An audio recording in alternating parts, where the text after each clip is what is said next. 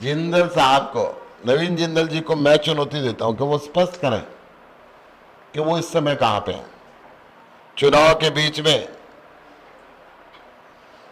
अगर वो इस देश के अंदर है तो आके मेरे से बहस करें। मेरे कुछ सवाल हैं और नवीन जिंदल जी को भी मैं खुली बहस की चुनौती देता हूं। पहला मेरा सवाल है, नवीन जिंदल जी ने इलेक्टोरल बॉन्ड का चंदा क्यों दिया, किस डर से दिया, किस दबाव के अंदर दिया? एक तरफ भारतीय जनता पार्टी ने किसानों को कुचलने का काम किया, 750 किसानों की शहादत ली, तो इस देश के अन्नदाता को कुचलने वाली पार्टी को इन्होंने ज्वाइन क्यों किया? क्या आप किसान विरोधी और व्यापारी विरोधी पार्टी के साथ जुड़ना चाहते हैं? मैं आपसे पूछना चाहता हूं, कुरुक्षेत्र के अंदर नरेंद्र मोदी जी ने, प्रधानमंत्री जी ने आपके ऊपर 1,86,000 करोड़ रुपए के कोयला चोरी का आरोप लगाया। अगर वो आप आरोप सत्य है तो मैं पूछना चाहता हूं, इस दफा क्या खाओगे? पिछली बार तो कोयला खाया था। अगर हाजमा इतना सख्त है, अगर वो आरोप झूठा है तो आप बताएं कि प्रधानमंत्री ने झूठ बोला था। अगर वो सत्य है तो देश का इतना पैसा हजम करने की जो क्षमता है, तो अब क्या हजम करोगे? ये कुरुक्षेत्र की जनता आपसे जानना चाहती है। मैं आपसे ये भी पूछना चाहता हूं, भाजपा आपको कोयला चोर कहती थी, भाजपा ने आपको गली गली के अंदर कोयला चोर, कोयला चोर, कोयला चोर के नारे लगाए।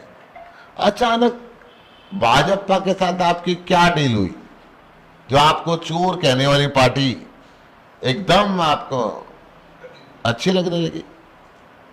इसके पीछे क्या कारण है? आपने ये कहा था कि आप और आपका कोई परिवार का सदस्य चुनाव नहीं लड़ेगा।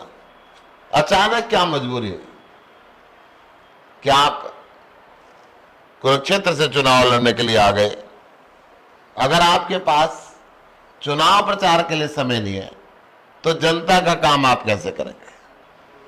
कुरुक्षेत्र के लड़कों के लिए एक भी सरकारी कॉलेज पूरे जिले के अंदर नहीं है।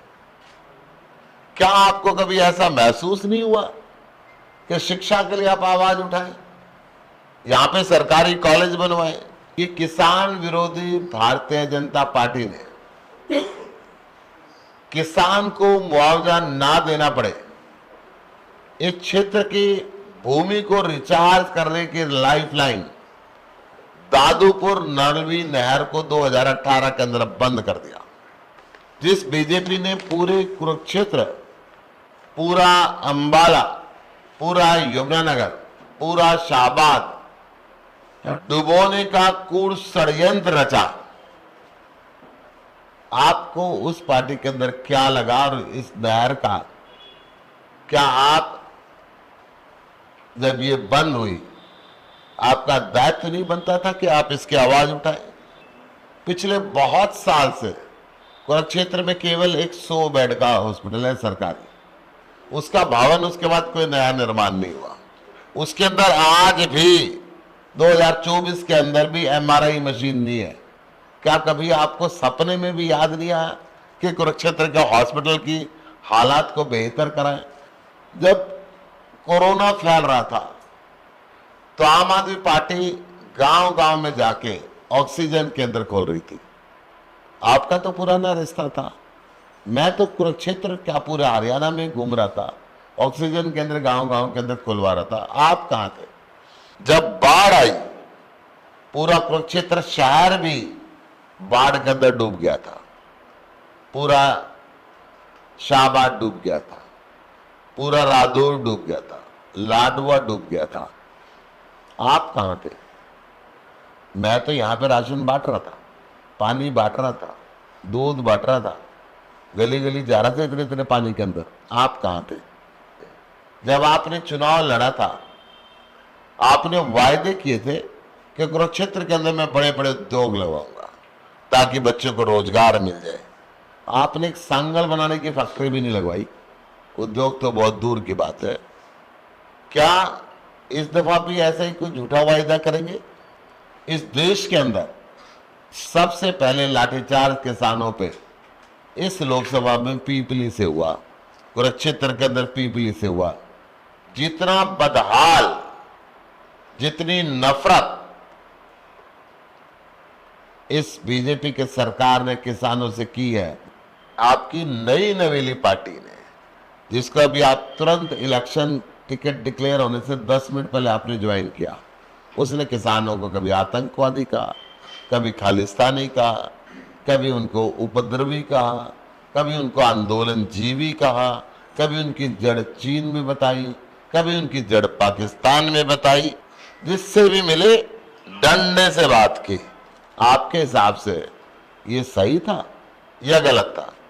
आपकी जो नई नवेली पार्टी है बीजेपी, उसका स्टैंड सही था या गलत था? मैं चाहूंगा कि आप स्पष्टीकरण करें। आपने कांग्रेस में रहते हुए बड़े बड़े तिरंगे झंडे लगाए थे, 10 साल से आपने उनकी सुध नहीं ली। वो फट गए, वो उतर गए, वो सड़ गए। देश प्रेम खत्म हो गया क्या? दोबारा देश प्रेम आपका कब जागेगा? मैं आपसे ये भी पूछना चाहता हूं। आज आपकी सरकार है, डबल इंजन की सरकार है, केंद्र में भी और हरियाणा के अंदर भी। मंडी के अंदर 1 तारीख से खरीद शुरू हो चुकी है और उठान नहीं हो पा रहा है, क्योंकि बीजेपी की सरकार के चहेतों ने उठान का ठेका ले लिया। अब फसल खराब हो रही है, 2 दिन बाद बरसात आने का अंदेशा है, किसान परेशान है, माल उठ नहीं रहा। तो ये मंडियों में जो माल खराब होगा, तो इस पे आपका क्या स्टैंड है? जनता बुरी तरीके से आज गुस्से में है। आप इन सवालों का जवाब दें, अन्यथा जनता वोट की चोट से आपको जवाब देगी। धन्यवाद।